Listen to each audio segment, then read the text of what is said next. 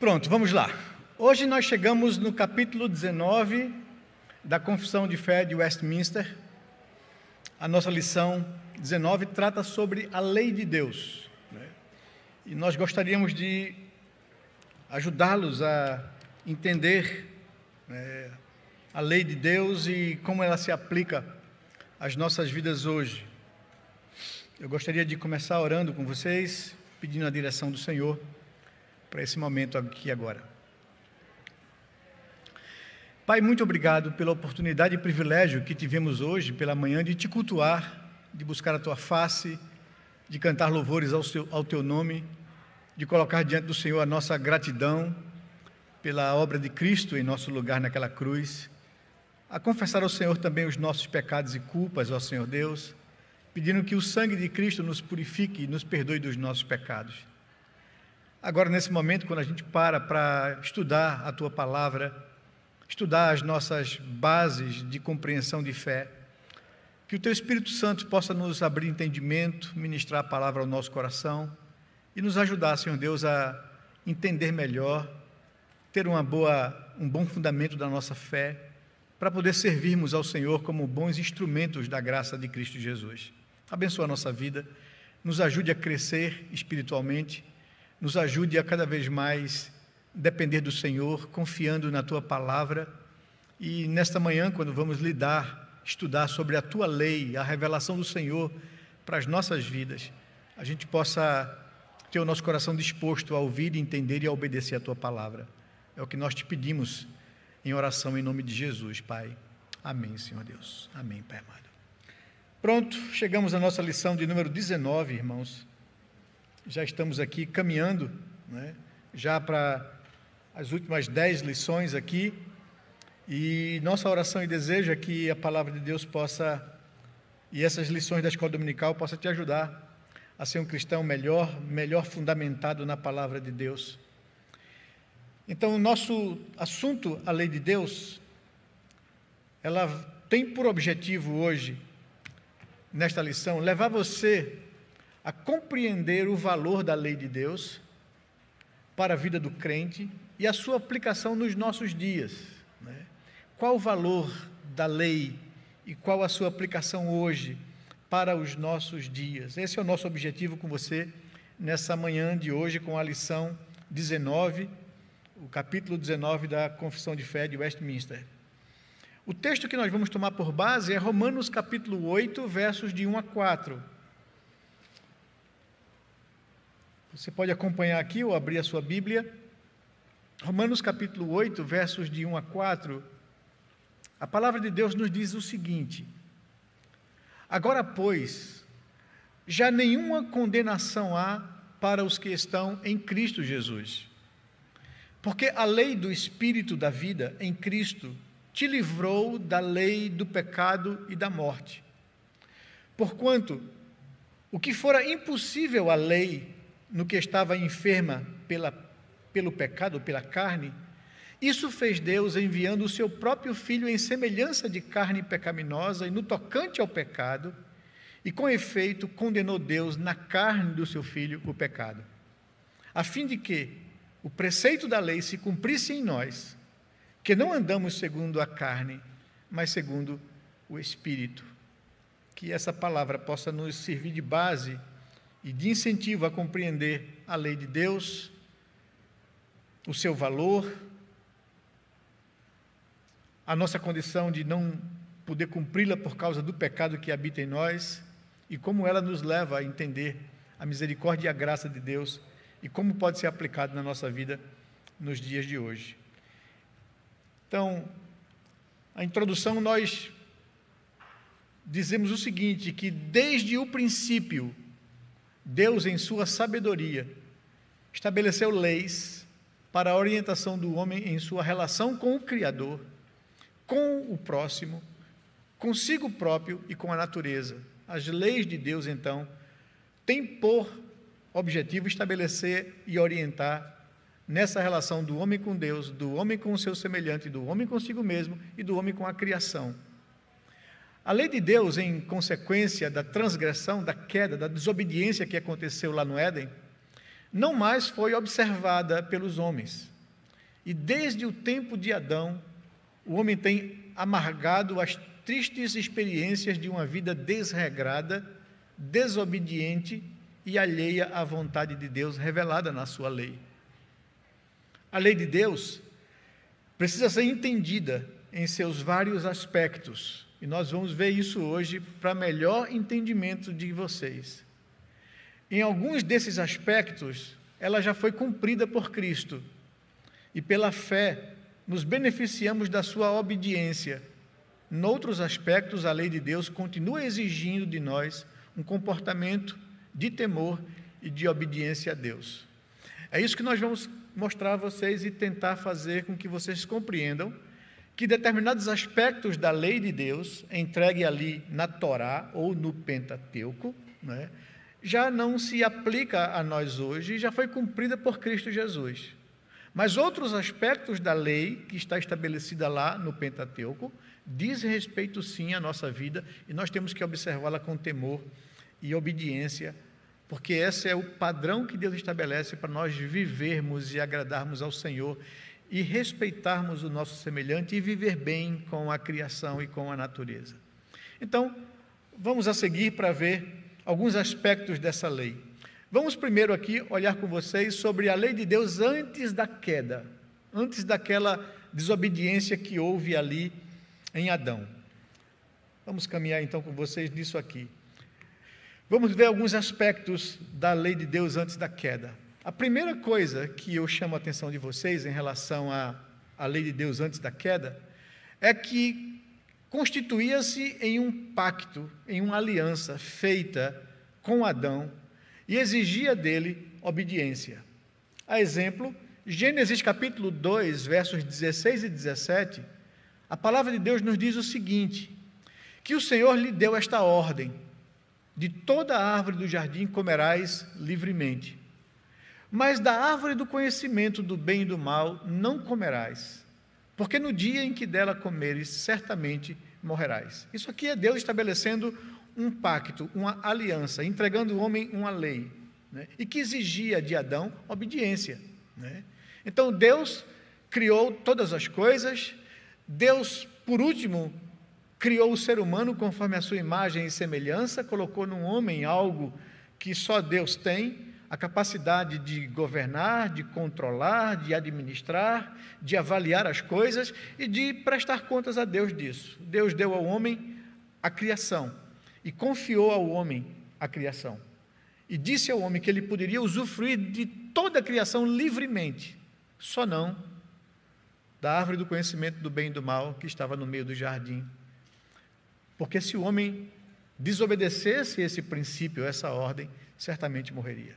Então, o que é que Deus faz com o ser humano nesse pacto, nessa aliança, nessa lei que ele entrega? Usufrua de toda a criação.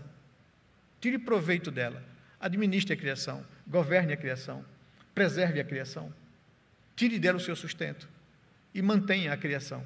Eu te entreguei e te dei capacidade, algo que eu tenho, que eu coloquei em você, a minha imagem e semelhança, para você ter condições de governar com justiça, com equidade e com verdade de criação. Tire dela o seu sustento, preserve a criação e preste contas a mim. Você tem essa liberdade de gozar de tudo, menos de uma coisa.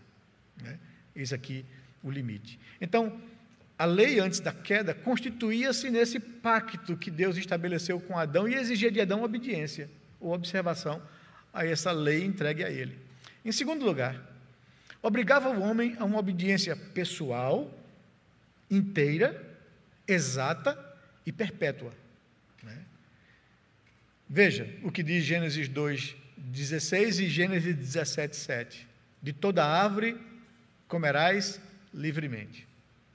E Gênesis 17:7 diz que só não de uma, E depois, aqui está no meio do jardim, você não vai comer.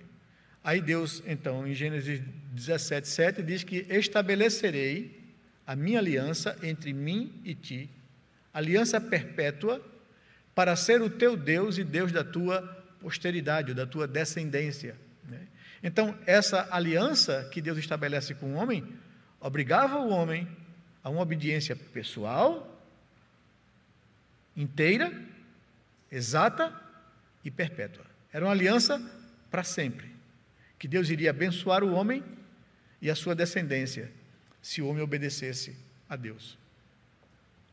Em terceiro lugar, nesse aspecto da lei de Deus antes da queda, essa lei garantia a vida, se fosse cumprida, e acarretava a morte, se fosse violada. Então, eram esses os aspectos da aliança que Deus estava fazendo com o homem.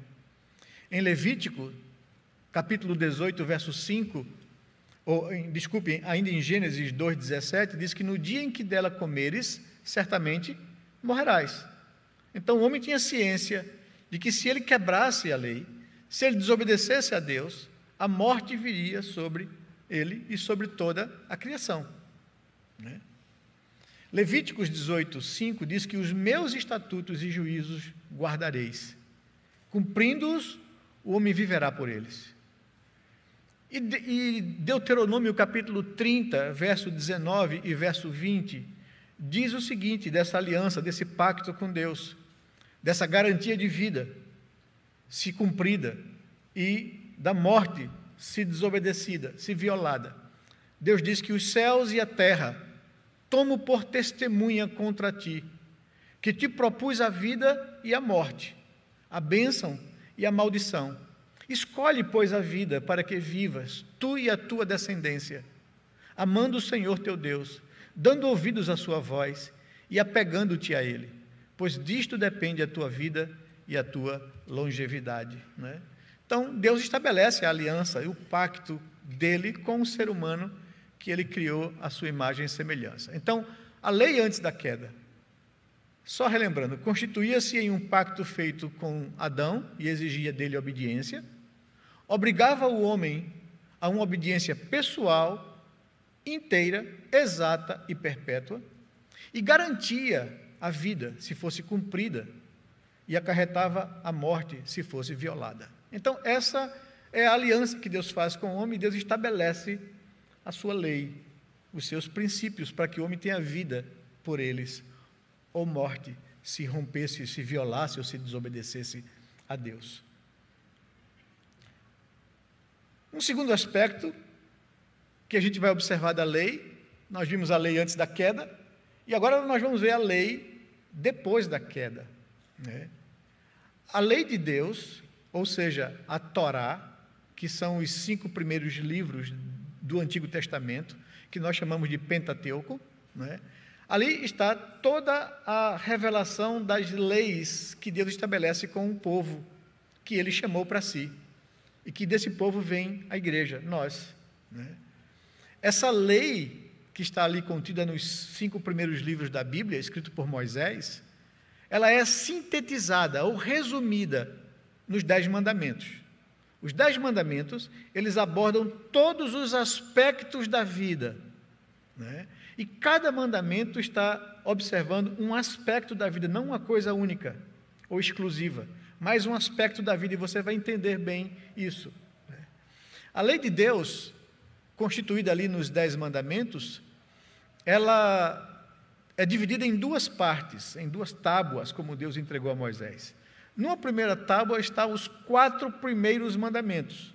Dizem respeito à nossa relação com o Criador. Os outros 6 mandamentos, que estão na segunda tábua da lei, dizem respeito à nossa relação com o nosso próximo. Então, a lei de Deus, sintetizada nos 10 mandamentos, diz o seguinte, vamos relembrar ou aprender os 10 mandamentos, né? Porque eles abordam todos os aspectos da vida. Os 4 primeiros mandamentos que dizem respeito à nossa relação com Deus, estabelece no primeiro mandamento, não terás outros deuses diante de mim. Primeiro mandamento. Coloca aqui na tua cabecinha. O que Deus pede da gente, não tenha outros deuses diante de mim. Né? Esse aspecto não é somente religioso, é de vida. Qualquer coisa que eu coloco na frente de Deus, ou que eu coloque no lugar de Deus, que é mais importante para mim, se tornou um Deus na minha vida. Né? Isso pode ser pessoas, pode ser projetos, pode ser ideais, pode ser tempo, pode ser qualquer coisa que eu coloque no lugar de Deus. Deus deve ser a prioridade e o primeiro lugar na minha vida. Se eu substituo Deus por outra coisa, eu criei um ídolo. E o nosso coração, ele é uma fábrica de ídolos. Então, o que Deus pede do homem em primeiro mandamento? Não terás outros deuses diante de mim. Segundo mandamento, não farás imagem de escultura, não as adorarás, nem lhes darás culto. Então, o que Deus requer aqui não é que você não faça obras de arte, não é que você não faça esculturas, não é isso. É que não faça a escultura com o fim de adorá-las. Não fabrique ídolos, como se isso fosse Deus, ou como fosse alvo, o objetivo de suas devoções. Deus não tem corpo, aparência ou matéria. Não tente materializar o divino. Não terás outros deuses diante de mim, não farás para ti imagens de escultura com o fim de adorá-las e de prestar cultos a elas. E aqui é um aspecto bem religioso também, ou também na vida secular, diz respeito ao mandamento, imaginações humanas, e aqui diz respeito a culto também. Nós somos às vezes acusados por outras igrejas evangélicas de que nós somos uma igreja muito quadrada, que a gente é muito conservador, que a gente não o culto é muito dentro de um quadrado. Por causa de uma consciência nossa. Deus disse como Ele quer ser adorado. E culto a Deus e a adoração a Deus não cabe à imaginação de líderes. Eu não tenho que criar absolutamente nada no culto para entreter pessoas. Eu não tenho que tornar um culto atrativo para chamar a atenção das pessoas. A atração do culto é Deus. Ele é o objetivo do culto. E Ele, quando revelou-se, Ele disse como Ele quer ser adorado. Caim foi reprovado por Deus porque imaginou que poderia oferecer de uma outra forma o culto a Deus que Deus exigiu. Abel obedeceu ao que Deus tinha dito. Se chegue diante de mim com sacrifício, e Abel trouxe um sacrifício de um animal. Talvez ele não entendesse por que sacrificar um animal inocente, mas Deus disse que era assim.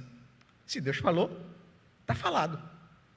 Caim achou que não, deixa eu levar lá um fruto do meu trabalho, da minha plantação, o melhor dos meus frutos, e Deus não aprovou a atitude do coração de Caim e nem a sua oferta, porque foi uma oferta segundo a sua imaginação, desobedecendo ao mandato de Deus. Preferimos ser uma igreja quadrada, conservadora, e andar de acordo com o que Deus disse na palavra, como Ele gostaria de ser adorado, do que a gente tentar inventar, criar e imaginar. E oferecer a Deus algo estranho que Ele não revelou em sua palavra, que Ele gostaria de ser adorado desse jeito. Então, essa é a razão pela qual nós seguimos uma orientação litúrgica baseada no que Deus disse em sua palavra, e não na imaginação do pastor ou da liderança da igreja. Não farás para ti conforme a tua imaginação. Não adorarás desse jeito, nem lhes darás culto. É isso que o mandamento quer dizer. Terceiro mandamento: não tomarás o nome do Senhor teu Deus em vão. Deus não terá por inocente aquele que toma o seu nome em vão. O que é que esse mandamento implica? É o tratar as coisas de Deus, ou fazer votos a Deus, ou assumir compromisso com Deus, com a intenção de não cumprir, ou não cumprir na minha prática de vida. Quando a Deus fizeres um voto, não tardes em cumpri-lo, porque Deus não se agrada de tolos. Então, tomar o nome de Deus em vão é eu me assumir como cristão e viver uma vida contraditória a isso. É eu tomar o nome de Deus na minha vida de forma leviana. É eu viver uma forma ou uma conduta de vida de uma forma que desagrada a Deus e estou aqui na igreja, aos domingos. Eu estou tomando o nome de Deus em vão. E o Senhor está me dizendo: não farás para ti, não terás outros deuses diante de mim, não farás para ti imagem de escultura com o fim de adorá-las, não tomarás o nome do Senhor teu Deus em vão. Ele não terá por inocente quem age dessa forma. E o quarto mandamento: lembra-te do dia de descanso para o santificar. Deus nos deu 6 dias para nós trabalharmos e fazermos toda a nossa obra, para nós termos o nosso lazer também. Mas um dia que Ele reservou é exclusivo dEle. E Ele quer que eu pare a minha vida para me dedicar exclusivamente a Deus nesse dia. Cultuá-lo, buscá-lo, tirar esse dia para fazer desse dia o que eu não consigo fazer no outro por causa dos outros, por causa das minhas atividades e responsabilidades e obrigações. Todo dia a gente tem que buscar Deus. Todo dia a gente tem que viver em comunhão com Deus. Todo dia eu tenho que ter minhas devoções com Deus, mas eu não posso ter exclusivamente, porque eu trabalho, porque eu tenho atividades, porque eu tenho outras responsabilidades que Deus nos deu.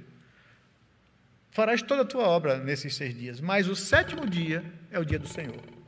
É um dia exclusivo para Deus, que Deus quer que eu reserve exclusivamente para Ele. E eu digo, não é um dia de lazer, para a gente ir para a praia com a família, para a gente ir para um campo, para um clube, não. Faça isso no sábado, com a sua família, tenha um dia de lazer com a sua família, mas o domingo é dia do Senhor, exclusivo para Ele. É isso que Ele pede da gente. Um dia que eu me dedique exclusivamente a Ele, que eu procure buscá-lo, estar em comunhão com Ele, como não posso ter nos outros dias. Está aqui, o mandamento está na lei moral, não passou, não é relativo isso, é absoluto. E Deus pede da gente isso. Há uma confusão no meio cristão, porque por causa da palavra sábado, e tem denominações sabatistas que dizem que os evangélicos protestantes que guardam o domingo quebram esse mandamento. Mas uma interpretação, uma hermenêutica muito pobre, porque o sábado, o 7º dia no Antigo Testamento, que é o dia que Deus encerrou a criação e parou para contemplar o que fez e santificou esse dia porque viu que toda a obra que Ele fez era muito boa, esse dia não é um fim em si mesmo, como todos os mandamentos, eles apontam para uma coisa futura. Então, o Shabá, essa palavra em hebraico, que é transliterada para o nosso português sábado, significa descanso. Deus promete um dia em que Ele traria o descanso sobre toda a criação. Tiraria dos nossos ombros o fardo do pecado, do juízo e da condenação. E esse dia aconteceu quando o Messias veio e cumpriu a promessa de Deus. Ele tomou sobre si a nossa culpa, o nosso pecado, carregou sobre si naquele madeiro a nossa condenação. Morreu numa sexta-feira e disse que ao 3º dia Ele ressuscitaria. Padeceu numa sexta-feira, passou o sábado, que era o dia de descanso, e ressuscitou no 1º dia da semana. E esse dia foi o dia que Ele estabeleceu para que a igreja pudesse experimentar o descanso, a sua vitória sobre a morte e a ressurreição. Jesus ressuscitou no 1º dia da semana. Aparecia aos seus apóstolos 8 dias depois, no 1º dia da semana. O Pentecostes aconteceu no 1º dia da semana. E a igreja começou a se reunir para celebrar o descanso e a vitória do Cordeiro no 1º dia da semana, a ponto de influenciar a sociedade toda dali para cá. Estabeleceu-se que esse dia de descanso foi chamado no latim, de domingo, que significa o quê? Dominus, dia do Senhor. É o dia da vitória de Jesus sobre a morte. Esse é o dia de descanso que o Senhor trouxe sobre os nossos ombros, a paz e a certeza da salvação. Ele venceu a morte, o nosso maior inimigo. É por isso que os protestantes, que a igreja evangélica e cristã, durante 2000 anos de história, tem esse dia como dia de descanso, o dia exclusivo, o dia do Senhor, o dia do Cordeiro, o dia da vitória sobre a morte, o dia da ressurreição. É por isso que nos reunimos no domingo, para celebrar a vitória de Jesus sobre a morte. Reduzir esse dia ao 7º dia da semana é não entender o que ele, de fato, significa e para o que ele apontava. E veja, ainda mais, o dia do Senhor, o domingo, também não é um fim em si mesmo, ele aponta para o dia do Senhor que virá acontecer quando o Senhor voltar para levar a sua igreja para estar para sempre consigo. Então, nem um domingo em si, é só uma pequena momento para a gente gozar o que será aquele glorioso dia quando o Senhor voltar para buscar a sua igreja. Esse, de fato, é o dia esperado. Esse, de fato, é o que o domingo significa. A gente se reúne aqui 1 hora e meia, 2 horas no máximo, para contemplar o gozo que a gente vai experimentar naquele dia quando ele voltar. Então, o domingo aponta para isso. E quando a gente se reúne, a gente devia ter essa consciência. É mandamento absoluto, está aqui na lei, não passou. É um dia para Deus, é um dia de celebração, é um dia de descanso, é um dia exclusivo para a gente gozar a presença de Deus. Então, a lei de Deus, sintetizada nos 10 mandamentos, na primeira tábua, está lá em Êxodo capítulo 20, versos de 1 a 17, contempla, então, a minha relação com Deus. A quem eu devo adorar? A Deus. Não terás outros deuses diante dele. Né? Como eu devo adorar? Segundo ele me revelou na sua palavra, não segundo a minha imaginação, segundo o mandamento. Né? Como eu devo adorar? Né? A quem, quando, como eu devo adorar? Eu devo adorá-lo de forma séria, comprometida, né? Não tomando o seu nome em vão. E quando, que dia eu devo adorá-lo? No dia que o Senhor reservou exclusivamente para isso. Que nós chamamos esse dia de o dia solene, o culto solene a Deus. As outras nossas reuniões de doutrina, de exposição bíblica, de oração, são reuniões que a gente faz, são espirituais, evidentemente na presença de Deus, mas o domingo, o culto aqui a Deus, ele é um culto solene, que deve ser prestado com essa característica. Os outros 6 mandamentos aqui dizem respeito à minha relação com o meu próximo. Né? 5º mandamento, honra teu pai e tua mãe. Esse é o primeiro mandamento com promessa, para que você viva bem. O pai e mãe simboliza ou representa o princípio de autoridade sobre a vida de qualquer pessoa. Se eu aprender a obedecer e honrar os meus pais e ter um bom relacionamento familiar, se eu tenho uma família boa, estável e equilibrada, um ambiente bom para se viver, para construir o caráter de uma pessoa, eu não vou ter problema nenhum com a autoridade. Na escola, no trabalho, na igreja, né, no Estado, eu não vou ter dificuldades com o princípio de autoridade se eu tive na minha base familiar um relacionamento de obediência, de respeito e de honra. Não é? Então Deus estabelece como eu devo lidar com o princípio de autoridade que Ele criou. Se eu tiver um bom relacionamento com os meus pais, eu não vou ter problema com Deus. Mas a gente encontra pastoralmente, acompanhando, ajudando as pessoas que tiveram um lar turbulento, um relacionamento abusivo, né, com os pais, que têm dificuldade com Deus. Claro, sabe por quê? Porque o princípio de autoridade foi Deus quem estabeleceu, e a gente sempre projeta a autoridade com Deus, a gente relaciona com Deus. Se eu tive um relacionamento ruim com os meus pais, abusivo, né, violento ou indiferente, eu vou ter dificuldades com Deus. Por isso que Deus estabeleceu a família, para o bem do ser humano. Né? Claro que o pecado estragou isso, e a gente vai buscar em Deus as compensações para que a gente seja curado na alma em relação a essas questões. Não é? Honra teu pai e tua mãe. Se você aprender isso, você vai viver uma vida longeva, uma vida feliz, uma vida tranquila. Se não, você vai ter problemas nos seus relacionamentos sociais. Não é? 6º mandamento, não matarás. Né?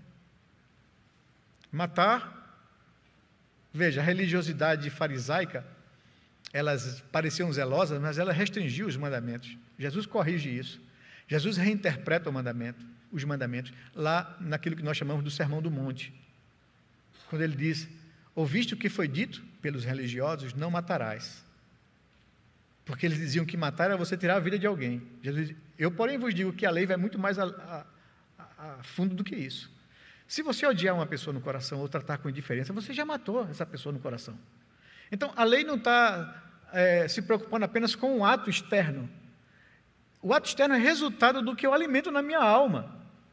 Se eu, na minha alma, matei alguém por algum motivo, tirei essa pessoa da minha agenda, não quero saber dessa pessoa, para mim ela morreu. Diante de Deus, eu já matei a pessoa no meu coração. Por isso, ele interpretando o 7º mandamento, não adulterarás, ele diz, vocês aprenderam pelos religiosos fariseus que adulterar é você se deitar com uma mulher que não seja sua, ou com um homem que não seja o seu. Eu, porém, vos digo que o mandamento vai muito mais além do que isso, ele não se resume ou se limita a um ato externo. Se no teu coração você olhou para uma mulher com intenção impura, você já adulterou com ela diante de Deus. Então, um ato externo só virá a acontecer se eu alimento na minha alma isso. Por isso que Jesus falou que a gente deve ser radical quando surgem as pontas de pecado ou de tentação. Se teu olho te faz tropeçar, arranca-o de ti. Ele não está mandando você se mutilar. O que ele está dizendo é que trate o pecado com radicalidade quando ele aponta, quando ele surge, porque se você fizer isso, você não vai incorrer na falta. Você vai tratar no coração quando ele surge. Então, corta lá, quando surge. Não alimenta isso na alma, porque se você alimentar, necessariamente você vai chegar a fazê-lo. E o fazê-lo vai trazer um dano maior do que é o pecado quando está dentro do seu coração somente. Então, quer evitar ferir pessoas? Quer evitar se meter em encrenca? Quer evitar trazer amargura para a tua alma e tristeza? Corta quando ele aparece. É isso que ele está dizendo. Que a lei abrange não somente um ato externo, mas abrange a alma. Né?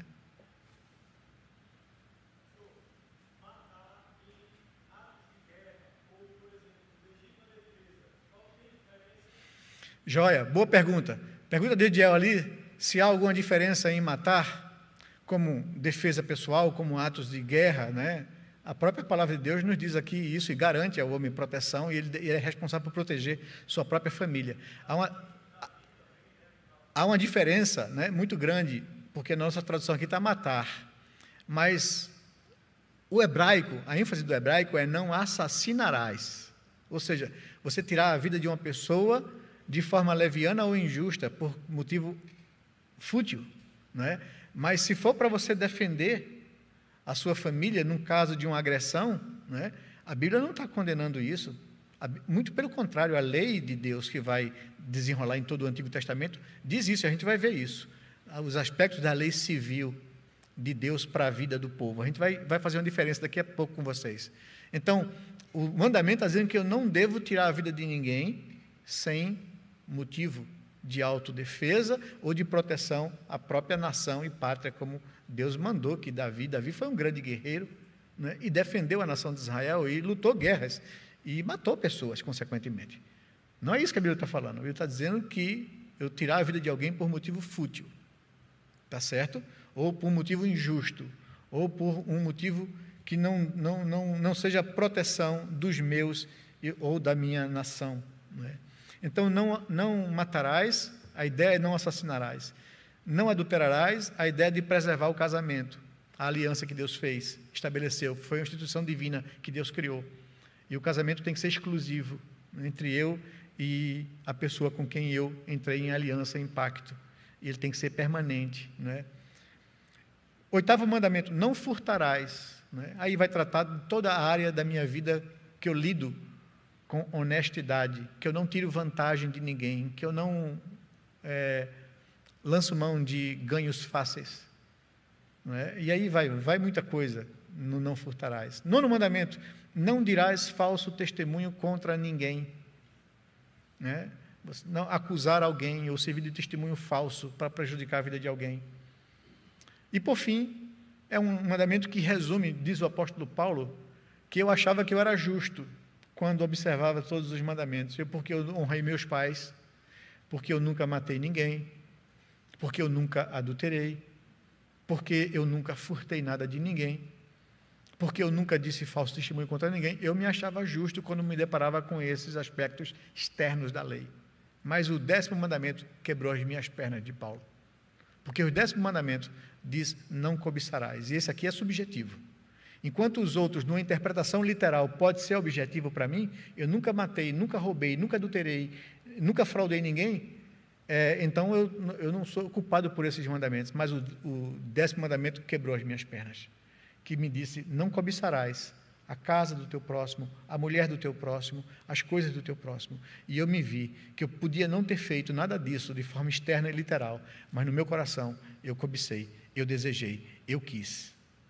Então, Paulo diz, o 10º mandamento vem para quebrar as pernas de quem se acha justo diante dos demais e que não consegue fazer uma interpretação mais profunda dele,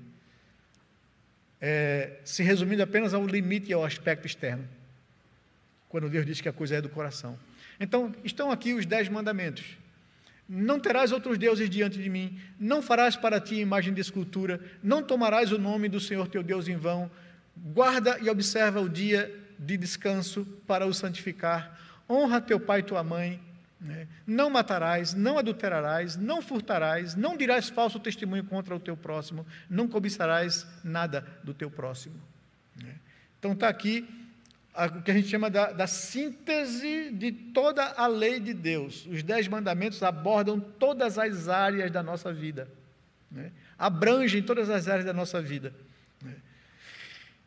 Essa é a lei moral de Deus. Também a lei de Deus, após a queda, continua a ser uma perfeita regra de justiça. Jesus declara que passará os céus e a terra, mas a minha palavra não passará.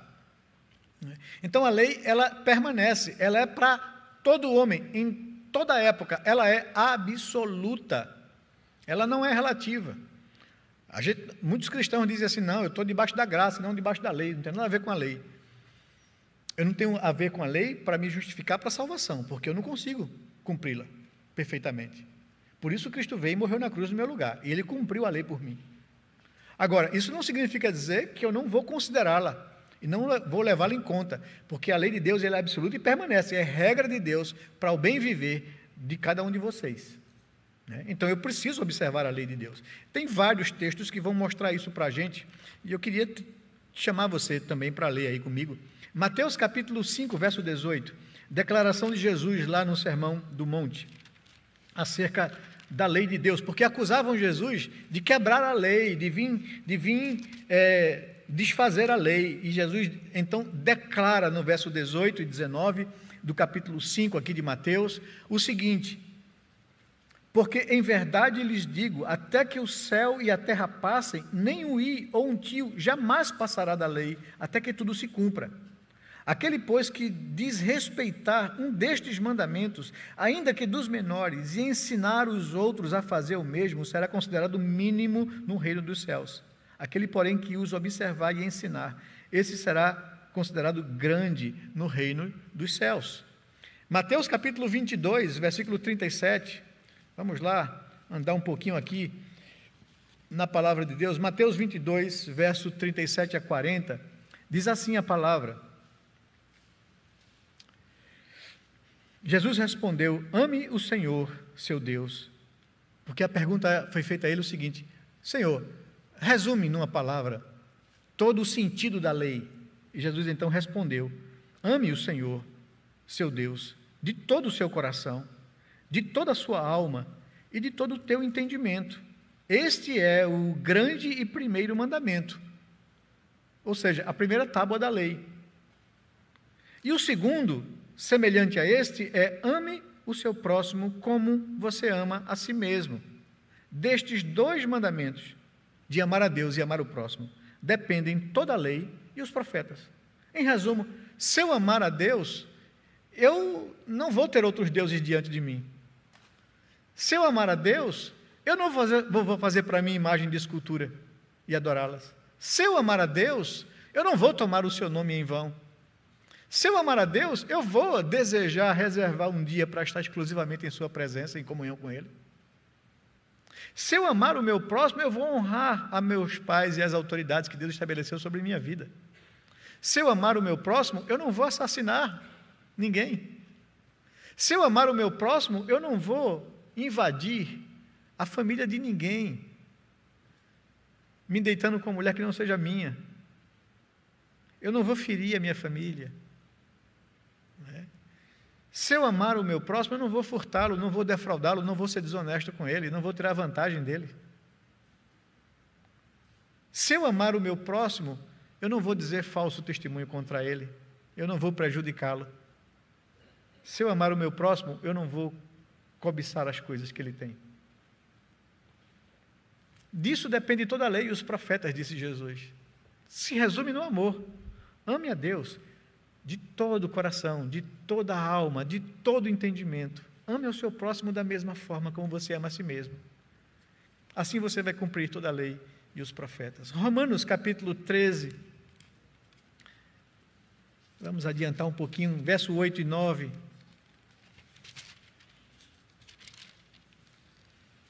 Romanos 13, 8 a 10.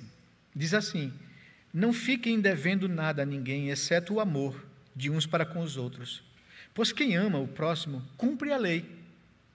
Pois estes mandamentos: não cometerás, não cometa adultério, não mate, não furte, não cobice, e qualquer outro mandamento que houver, todos se resumem nesta palavra: ame o seu próximo como a você ama a si mesmo.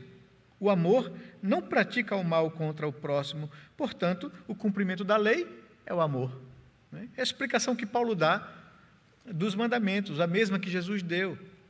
E Tiago, capítulo 2, depois de Hebreus, aí, Tiago 2, 8 a 13, diz assim, a palavra de Deus: se vocês, de fato, observam a lei do reino, conforme está na Escritura, ame o seu próximo como a si mesmo, fazem bem.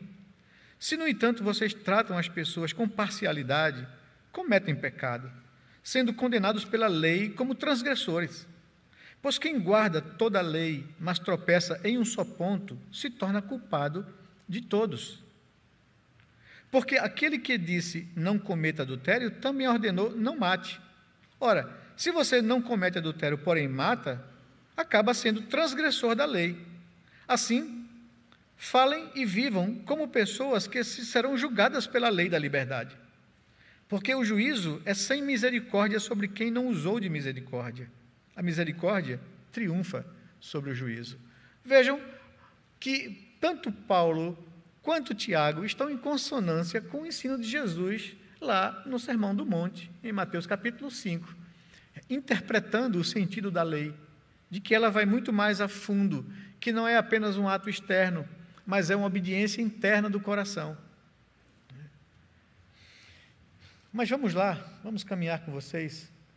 Em terceiro lugar, é bom que a gente entenda que há uma tríplice classificação da lei de Deus no Antigo Testamento, no Pentateuco. Isso é importante a gente observar, porque eu vejo que muitos evangélicos tropeçam nisso e se tornam legalistas, impondo para as pessoas uma observância de aspectos cerimoniais ou civis da lei que não nos cabe mais. E por isso é importante você observar isso comigo. O primeiro aspecto ou classificação da lei de Deus é o que nós acabamos de ver. Nós chamamos da lei moral de Deus, que está resumida nos 10 mandamentos, está sintetizada nos 10 mandamentos. Aqui nos 10 mandamentos contém os deveres do homem para com o seu Deus. Êxodo capítulo 20, versos de 1 a 11, é a primeira tábua da lei, diz respeito ao nosso relacionamento com Deus, o nosso Criador. Veja que interessante, deixe-me ler o texto no todo, para que vocês compreendam, a gente só lê os mandamentos de forma isolada, mas o verso 1 de Êxodo até o verso 11, que trata da primeira tábua da lei, diz o seguinte: então Deus falou todas estas palavras: eu sou o Senhor, seu Deus, que te tirei da terra do Egito, da casa da servidão. Deus está se apresentando aqui quem Ele é. Ele é o Senhor do universo, o Deus do seu povo, o Deus que libertou o povo da escravidão do Egito. Por isso, por causa de quem eu sou, não terás outros deuses diante de mim. Primeiro mandamento. Não faça para você imagem de escultura, nem semelhança alguma do que há em cima no céu, nem embaixo na terra, nem nas águas debaixo da terra. Não adore essas coisas, nem preste culto a elas, porque eu, o Senhor, seu Deus, sou um Deus zeloso, que visito a iniquidade dos pais nos filhos até a terceira e quarta geração daqueles que me odeiam ou que me aborrecem, transgredindo esse princípio, fazendo para si deuses de escultura, adorando imagens, quer seja nos céus, na terra, debaixo da terra, nas águas. E aí você entende, né, a perversidade do coração humano, de colocar sobre pessoas, mesmo que pessoas que foram de Deus, adoração e devoção. Aí você entende quando as pessoas adoram o mar, ou estabelecem a deusa do mar, né? Ou os astros. A perversão do coração humano está aí. Deus diz: eu sou Deus zeloso, que não divido a minha glória com ninguém. Não há Deus além de mim. Então, por isso, eu não tratarei essa pessoa que faz isso, né, com misericórdia. Porque eu sou Deus zeloso, eu zelo pelo meu nome, por aquilo que eu sou. Eu não divido a minha glória com nada ou com ninguém. Não tome o nome do Senhor teu Deus em vão, verso 7, porque o Senhor não terá por inocente o que tomar o seu nome em vão. Lembre-se do dia de sábado, ou do Shabá, ou do descanso, para o santificar. 6 dias você trabalhará e fará toda a tua obra, mas o 7º dia é o sábado do Senhor, é o descanso do Senhor, dedicado ao Senhor, seu Deus. Não faça nenhum trabalho. Os 4 primeiros mandamentos que contêm os deveres do homem para com Deus. Também, a lei moral de Deus contém os deveres do homem para com o seu próximo. Né? O verso 12 em diante, aí trata da minha relação com o próximo. Né? Honrar meu pai e minha mãe, ou as autoridades, ou não. Né?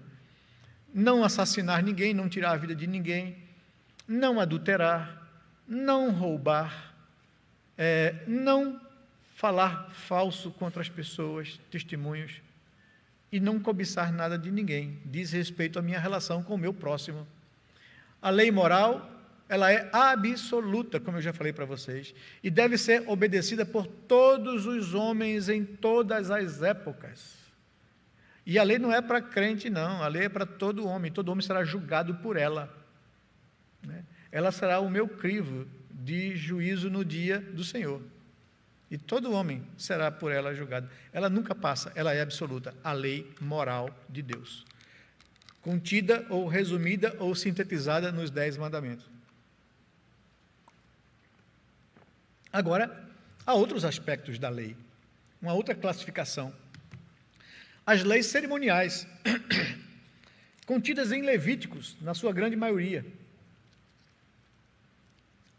foram dadas ao povo de Israel e contém diversas ordenanças sobre deveres do culto, como Deus quer ser cultuado.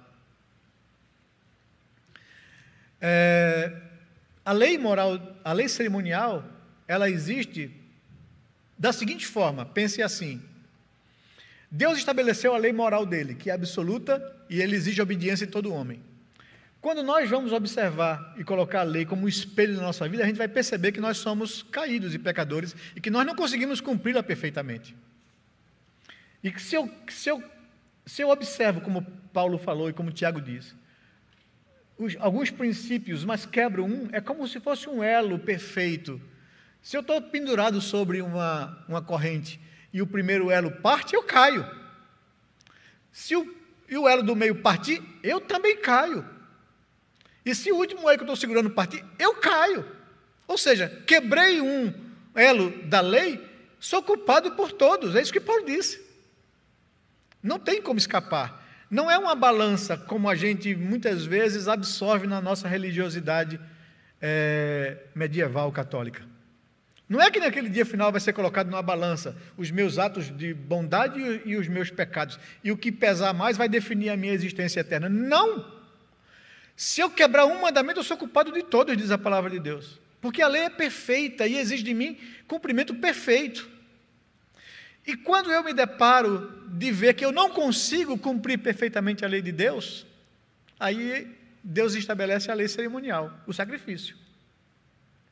Quando eu quebro a lei moral, eu recorro à lei cerimonial. E o que a lei cerimonial me diz? Na sua essência, que eu devo, ao observar a minha culpa diante da lei moral de Deus, chegar diante dele e oferecer a ele um sacrifício, um cordeiro, um bebezinho de ovelha, de cordeiro, de 1 ano de idade, que deve ser imolado, sacrificado, seu sangue derramado e oferecido a Deus como sinal de arrependimento da minha parte. O que Deus quer com isso? O que é que o pobre do cordeiro de 1 ano de idade tem a ver com a minha culpa? Não é? Veja, essa era uma forma didática. A lei cerimonial, ela aponta para Cristo. Ela prefigura Cristo, a sua graça, seus atos, seu sacrifício e os seus benefícios para a gente. Por causa do sacrifício do cordeiro, que não tem nada a ver com o meu pecado e minha culpa, eu sou perdoado e aceito. Foi isso que Caim não entendeu e disse: por que eu tenho que matar um bichinho? E Abel também não entendia, mas disse: Deus mandou, é assim que Deus quer. Então eu posso não entender ainda, no Antigo Testamento, o sentido do sacrifício, mas quando João Batista vê Jesus pela primeira vez se aproximar dele, quando ele pregava as multidões lá no deserto, João Batista matou a charada. João Batista entendeu a razão da lei cerimonial do sacrifício. Ele disse: eis aí o Cordeiro de Deus que tira o pecado do mundo.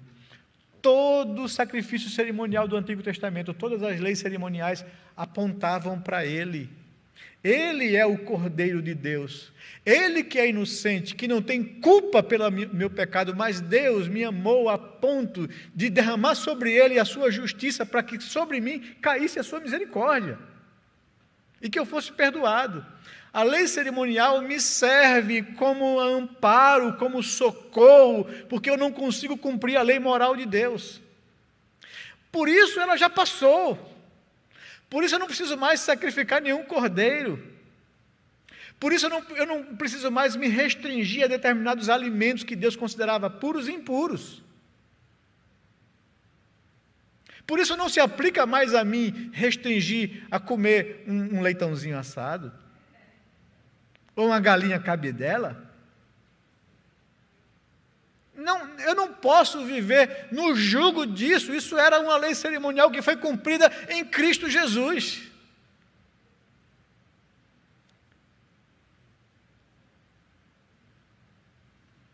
É uma pobre hermenêutica a interpretação que coloca sobre nós um jugo que nós não podemos carregar. Os judeus queriam reprovar os gentios porque eles não estavam debaixo dessas leis cerimoniais.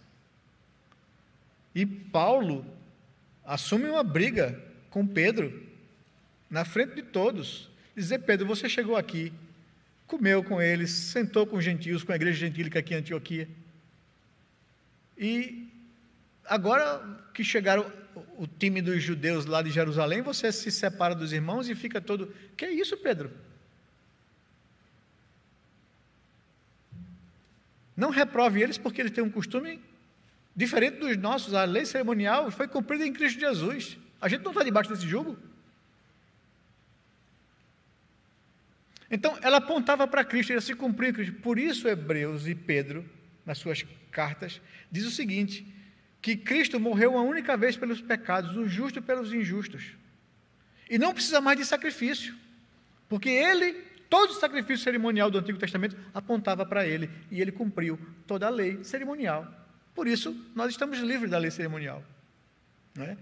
Deixe-me só ler aqui para vocês,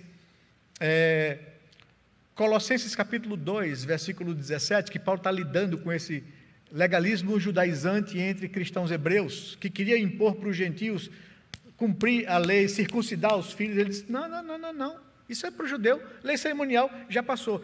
Colossenses capítulo 2, verso 16 e verso 17. Vejam aqui comigo o que Paulo diz em defesa dessa questão, verso 16 e 17.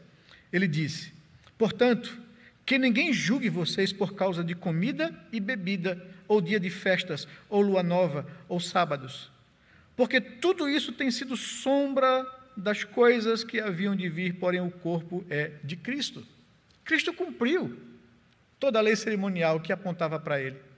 Então, foram dadas ao povo de Israel, e continha diversas ordenanças sobre o culto, prefigurava Cristo, sua graça, seus atos, seus sacrifícios, seus benefícios, e estão todas abrogadas ou revogadas sob o Novo Testamento. Nós não estamos debaixo da lei cerimonial. Diferentemente da lei moral, a gente precisa observá-la como orientação para a nossa vida.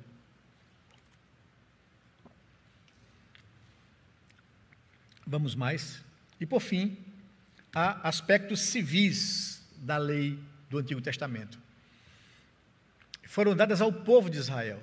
Tem aí um judeu ortodoxo, para você ver. Contém orientações para a vida social. Eu não vou ler todo o capítulo 21, nem o capítulo 22 de Êxodo, mas só para você observar o que seriam essas leis civis que Deus estabelece ali para o seu povo, para o convívio do seu povo, para estabelecer uma sociedade justa, não é? E que deveria servir e deveria servir como orientação às nossas leis e à nossa sociedade. E a gente vê como a sociedade quebra esses princípios aqui. O capítulo 21 trata de leis a respeito dos escravos. porque tinha naquela época o regime de escravos. E regime de escravos não era como a gente vê hoje, não, que foram lá os colonizadores europeus invadirem a África e sabotarem pessoas e reinos e trazer as pessoas como escravos. Não era essa a escravidão. A escravidão era que se uma pessoa chegasse a um ponto de pobreza, de miséria e de endividamento, ele se oferecia a um senhor para que esse senhor pudesse ter os seus serviços. Ele teria comida, vestimenta e lugar para ficar e dormir. Em troca disso, o seu trabalho. E Êxodo 21 estabelece o relacionamento de senhores com escravos, numa pessoa que está nessa condição de pobreza, de miséria. Essa pessoa trabalharia 6 anos, se assim se colocasse voluntariamente como escravo, e no 7º ano ele era libertado do seu compromisso. Então, não podia ser mais que isso. O que é isso? É uma lei civil que está regularizando tratamento de justiça para as pessoas que estavam debaixo de jugo de seus senhores, para que não houvesse maus tratos, nem que houvesse abusos, nem que houvesse injustiça. Né? Êxodo capítulo 21, você vai aí do verso 1 até o verso 11, ele trata, regulamenta, estabelece essas leis civis. No verso 12, leis a respeito de violência. Violência contra a mulher, violência contra escravo, violência contra o próximo. E estabelece punições. Se uma pessoa matar alguém, né, vai pagar com a própria vida, num juízo, e vai ser condenado à morte. Se uma pessoa agredir alguém e deixar essa pessoa deficiente, ele vai indenizar essa pessoa, e vai ser punido judicialmente. Então, são leis civis que regulamentam a boa conduta na sociedade. Versículo 12 de Êxodo 21 até o verso 27. Você lê em casa isso bem direitinho. A responsabilidade de donos de animais. Verso 28 até o verso 36. Se eu tenho lá um boi brabo, e que esse boi foge, e que esse boi fere alguém, eu vou indenizar. O animal vai ser morto. E eu indenizo o prejuízo que eu causei para a pessoa. E se eu já sabia que esse boi fez isso outras vezes e não prendi esse boi, eu vou pagar com a minha vida, se esse boi matou alguém. Então, isso são leis civis que estabelecem padrões de conduta e de justiça na sociedade. Nós não estamos debaixo dessa lei porque essas leis foram para Israel, mas deveria servir como parâmetro e como princípio para uma sociedade justa. E não isso que a gente vê hoje. Bandidos, corruptos, marginais, traficantes, recebendo habeas corpus, enquanto pessoas de bem sendo presas. Se tivéssemos um país que temesse a Deus e que levasse em consideração as suas orientações com relação a essas leis, pegasse aqui os princípios para estabelecer justiça nas relações, seríamos um país mais justo e diferente, mais igual. Mas quando se beneficia o crime e se viola princípios do cidadão de bem, aí você vê o caos na sociedade. Então, capítulo 22 vai na mesma pegada, leis a respeito da propriedade. Verso 16 do 22, leis civis e religiosas. Havia até leis sanitárias que Deus estabelece aqui nas leis civis. Como naquela época não tinha saneamento básico, né? Não tinha banheiro, não tinha descarga em casa, não tinha, né, todo o saneamento, como eles que viviam com suas necessidades fisiológicas, né? As pessoas não poderiam fazer nenhum tipo de necessidade fisiológica a não sei quantos metros do rio, para não contaminar as fontes. Os judeus deveriam andar com uma pazinha do lado, para que quando precisassem fazer suas necessidades, fosse do lugar ermo, cavasse um buraco, fizesse e depois tapasse, por causa de saúde pública. A circuncisão foi estabelecida por Deus com saúde sanitária, na relação íntima de homens e mulheres. Porque o menino, ainda com 8 dias de nascido, era retirado o excesso da pele do seu pênis, cortado ali o seu prepúcio, para melhor higienização. para não acúmulo de resíduos que na relação sexual pode levar a mulher a doenças e câncer. Hoje em dia, se fala por causa da circuncisão, as mulheres judias, ou hebraicas, ou israelenses, têm o menor índice de câncer de colo de útero do mundo. Deus estabelece essas leis pensando no bem-estar do ser humano. Então, são princípios que, em sendo considerados por qualquer sociedade, vai trazer benefícios na relação social. Então, essas leis civis contêm orientações para a vida social, conservam orientações úteis para as sociedades atuais, se nós observássemos isso. Deixa eu correr. Vocês leem em casa os textos aí, tá bom?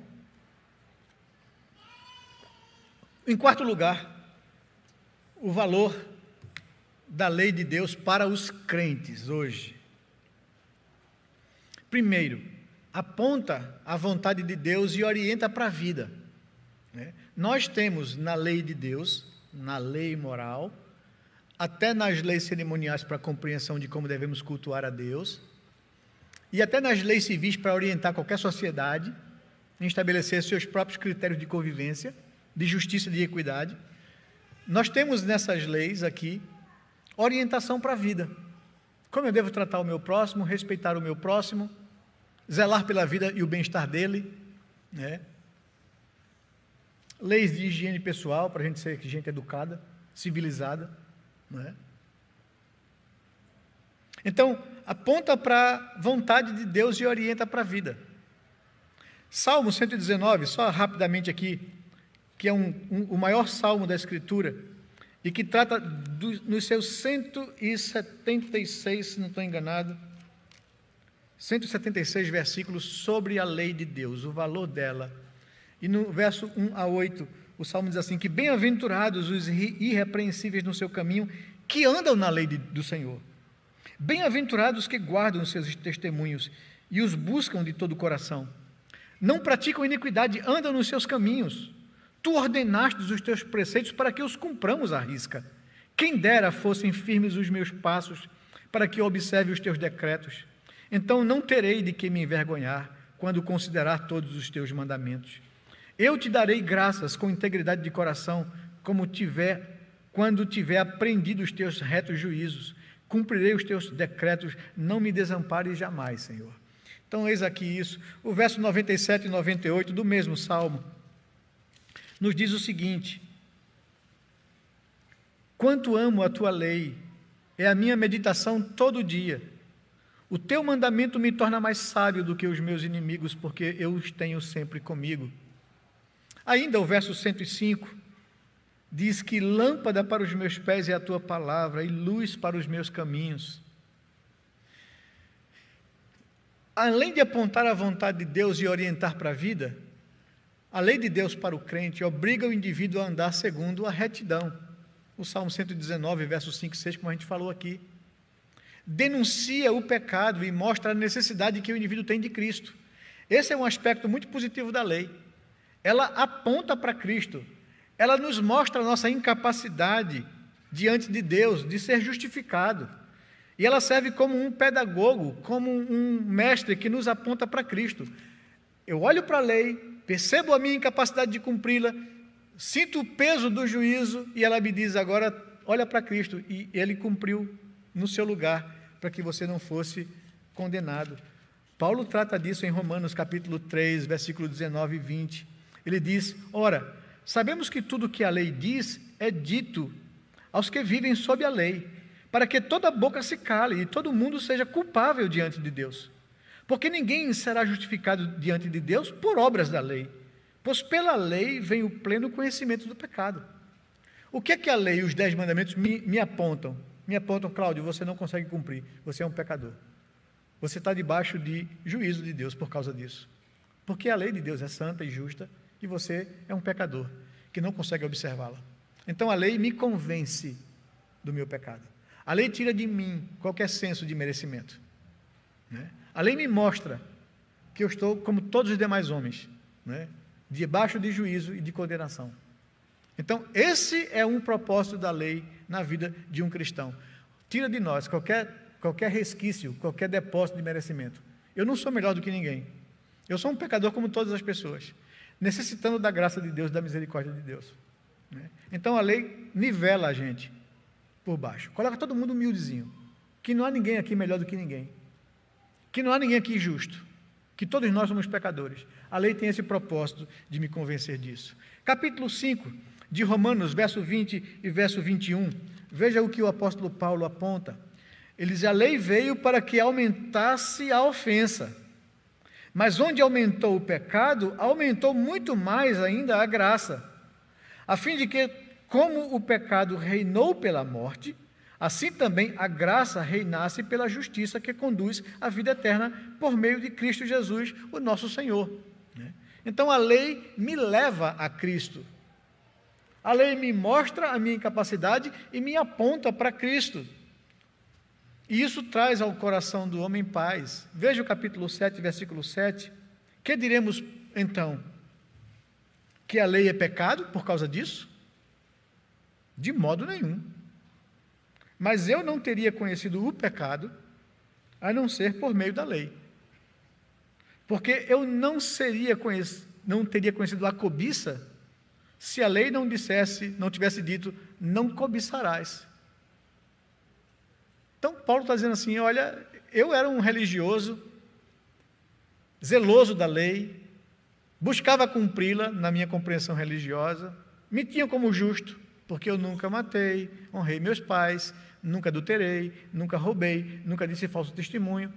Mas quando a lei me diz não cobiçarás, eu percebi que eu não era justo. Porque eu nunca matei, mas já intentei no meu coração ira contra alguém. Porque eu nunca adulterei, mas eu já olhei para outra mulher com intenção impura no meu coração. Porque eu nunca roubei ninguém, nunca tirei nada de ninguém, mas eu tive uma atitude de defraudação. Então Paulo disse, se a lei não me dissesse não cobiçarás, eu talvez não tivesse conhecido que eu sou um pecador. Mas quando ela disse isso, ela me desmantelou e me mostrou Cristo, a graça dele, a suficiência da obra dele. É isso que Paulo está dizendo aqui. Então, o valor da lei para o crente é que ela aponta a vontade de Deus e orienta a vida, ela obriga o indivíduo a andar segundo a retidão, e ela denuncia o pecado e mostra a necessidade que o indivíduo tem de Cristo Jesus.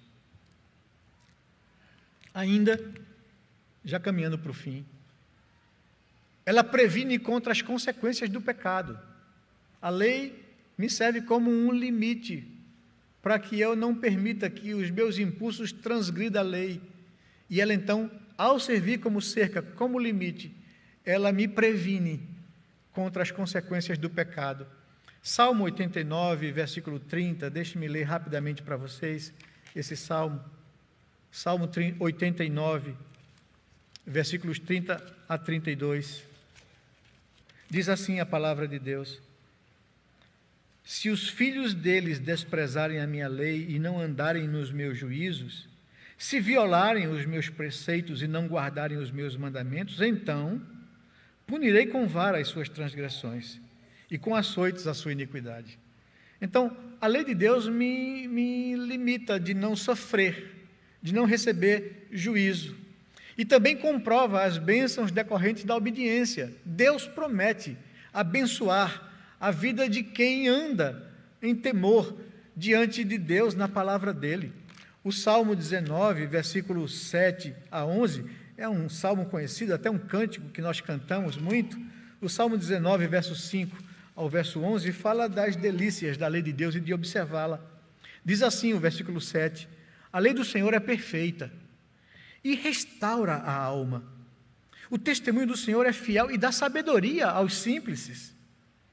Os preceitos do Senhor são retos e alegram o coração. O mandamento do Senhor é puro e ilumina os olhos. O temor do Senhor é límpido e permanece para sempre. Os juízos do Senhor são verdadeiros e todos igualmente justos. São mais desejáveis do que ouro, mais do que muito ouro depurado, e são mais doces do que o mel e o destilar dos favos. As bênçãos decorrentes da observação e da obediência à lei de Deus. Efésios capítulo 6, versículos de 1 a 3, O apóstolo Paulo também, nessa mesma linha, fala das bênçãos decorrentes da observância e da obediência à lei de Deus. Efésios capítulo 6, versos de 1 a 3, diz assim a palavra de Deus: Filhos, obedeçam os seus pais no Senhor, pois isto é justo. Honrem ao seu pai e à sua mãe, que é o primeiro mandamento com promessa, para que tudo corra bem com você e você tenha uma vida longa sobre a terra, né? Uma vida feliz, uma vida longeva, uma vida de alegria e de satisfação. Cumpre a lei de Deus, honra teus pais e tua mãe, e você vai viver uma vida boa. É Deus quem promete isso. Então, a lei de Deus comprova as bênçãos decorrentes da obediência. E para encerrar, e agora vai ter que encerrar mesmo, correndo com vocês, a lei de Deus e a graça do Evangelho. Algumas pessoas dizem, ou pensam, que a obediência à lei não contradiz, a gente está afirmando que a obediência à lei não contradiz a graça, pelo contrário, condiz com ela. As pessoas ficam tentando separar essas questões. Não, eu estou salvo pela graça de Deus, não tenho nada a ver com a lei, né? Tenho sim. Se eu sou salvo pela graça, eu vou ter prazer em andar na lei de Deus. E ela vai confirmar que, de fato, que a graça está sobre a minha vida. É uma consequência natural e lógica. A graça não me desobriga a observar a vontade de Deus, né? É tolo o raciocínio de dizer, não, já que eu estou salvo, eu não sou mais condenado, então deixa aqui eu viver da minha forma. Evidência que essa pessoa nunca foi salva. Porque uma pessoa que foi alcançada e transformada pela graça de Deus vai amar a lei de Deus, vai querer agradar a Deus, não por obrigação de salvação, mas por gratidão pela salvação. Essa é a minha relação da lei com a graça de Deus no Evangelho. A obediência à lei não contradiz a graça, pelo contrário, condiz com ela. E aí você tem esses textos para você ver, que eu não vou ler com vocês, por causa da hora que já estourou. A obediência à lei não é escravidão, pois é o Espírito de Cristo quem submete e habilita a vontade do homem para observá-la. 1 João capítulo 5, versos de 1 a 5, diz que a gente deveria andar nos mandamentos do Senhor, e os mandamentos do Senhor não são penosos ou não são pesados. Deus nos capacita para que a gente faça aquilo que Ele quer, com espontaneidade, com alegria e com leveza. Eu digo que é uma diferença muito grande nas fases de vida cristã, e tem igrejas que parece que não saíram da primeira fase. Quando eu tenho filhos, eu preciso disciplinar os meus filhos a não fazer algumas coisas, e eles não entendem isso, porque eles não têm consciência para entender. Por exemplo, os filhinhos nossos ou netos, quando começam a crescer e a andar pela casa, eles têm curiosidade, e não pode ver uma tomada que quer enfiar o dedo. A gente sabe que ele pode morrer se ele fizer isso, e a gente então coloca limites a ele, para que ele não faça isso. Ele não vai entender. E a rebeldia do coração humano já se manifesta aí. Quando ele diz, olha, não bote o dedo aqui, ele fica querendo botar o dedo ali, né? E a gente tem que corrigi-lo disciplinando, porque para ele associar que botar o dedo ali, ele vai levar umas palmadas. Então ele não vai botar o dedo ali por temor às palmadas, não é? Se você for constante, se você for regular. Se você não fizer, você quebra o princípio e ele vai dizer, eu posso fazer. Então, na disciplina dos nossos filhos, nessa fase que a gente chama de adestramento, eles não entendem, mas eles precisam disso, de limites, para não se ferirem, né? É para a proteção deles. E a gente precisa impor limites para os nossos filhos, para o bem deles. Tá certo? A gente chama essa fase de adestramento, porque ele não adianta você conversar com ele, com o menino de 1 ano, que ele não vai entender. Você pode até tentar fazer isso, mas você tem que dar uma palmadinha para ele sentir, né, que botar o dedo ali, apanha. Botar o dedo ali, apanha, né? Assim também é a vida cristã. No começo, a lei serve para limitar a gente enquanto a gente não tem consciência. Mas eu digo que obedecer a Deus por força de obrigação ou por medo de punição não é o ideal. Isso é uma fase infantil da espiritualidade. A gente tem que entender a graça de Deus, o amor de Deus, porque a graça nos liberta de ter uma relação de medo e de obrigação com Deus. Jesus falou, olha, eu não estou chamando de vocês de servos ou escravos, porque eu não trato vocês dessa forma, eu trato vocês como amigos. Porque o escravo não sabe o que quer, o que pensa o seu senhor. Eu vos trato como amigo e tenho revelado a vocês a minha vontade. Então, o tratamento que Deus quer que eu tenha com ele não é um tratamento de medo ou de obrigações, por medo de punição. Ele quer que eu cresça, para que eu queira obedecer a Deus por gratidão pelo que Ele fez por mim naquela cruz. Eu não mereço, mas Ele me amou a ponto de morrer no meu lugar e pela minha culpa. O que brota no meu coração, quando eu entendo a graça, é obediência espontânea, por gratidão, por querer agradar o meu Deus, que me amou a ponto de entregar a vida do seu filho por mim. Esse é um relacionamento adulto com Deus, maduro com Deus. E, assim, não adianta você estabelecer uma relação religiosa de impor para as pessoas limites ou proibições. Ah, não faça isso, você não pode fazer. Você construa consciência nas pessoas. Informe o que a palavra de Deus diz. Coloque as razões pelas quais Deus diz que isso não é bom, para que ela tenha consciência disso e decida não fazer por gratidão a Deus e por espontaneidade, e não por força de medo de uma disciplina ou correção na igreja. Então, essa é a diferença de um relacionamento infantil, de obediência por medo, e de um relacionamento adulto e maduro, de querer obedecer por gratidão a Deus, porque Ele me amou a ponto de dar a vida do seu filho por mim. E o trabalho na construção da consciência de uma igreja é essa: ame ao seu Deus e obedeça ao seu Deus por gratidão. Você pode até incorrer numa falta, e Deus vai continuar misericordioso com você. Não se acomode ao fato. Não queira entristecer a Deus, queira agradá-lo, porque Ele te amou a ponto de. Então, a obediência à lei não contradiz a graça, pelo contrário, condiz com ela, e a obediência à lei não é escravidão, pois é o Espírito de Cristo quem submete e habilita a vontade do homem para observá-la. E, por fim, no contexto da graça do Evangelho, o crente faz livre e alegremente a vontade de Deus revelada e requerida na lei, o que eu acabei de falar. E no contexto da graça do Evangelho, a obediência à lei não visa a justificação, mas confirma a justificação. Eu não obedeço à lei, eu não quero cumpri-la para ser salvo. Eu já fui salvo, eu já fui justificado, e porque eu fui justificado, eu quero cumpri-la, porque eu sei que essa é a vontade do meu Deus. É isso que a relação da lei com o Evangelho da graça nos diz, né? Então, que Deus nos abençoe. Encerramos aqui a nossa lição. Que Deus derrame sua graça sobre nossas vidas. Revejam isso em casa. Se você não tem ainda esse material, que é o material que a gente passa aqui para vocês, que fala sobre todo o capítulo da Confissão de Fé, que eu acho que você deveria ler. Está tudo embasado naquilo que a gente falou aqui.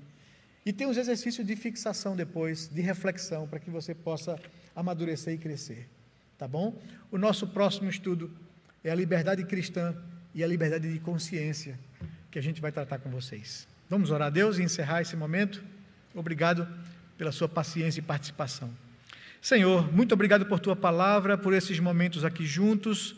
Obrigado, Senhor Deus, pela tua lei que nos foi entregue para o nosso bem. Obrigado porque ela nos aponta a nossa necessidade de Cristo e nos mostra o teu grande amor, a ponto de entregar o teu Filho naquela cruz para pagar a nossa culpa pela incapacidade que temos de cumprir a lei. Muito obrigado por isso, Senhor Deus. Dá-nos graça, derrama sobre nós o teu Espírito, nos ajuda a crescer em santificação e maturidade e andar de acordo com a tua vontade, amando a tua lei, para que o Senhor se alegre e se agrade de nossas vidas e para que a gente possa experimentar os benefícios da obediência à tua lei, Senhor.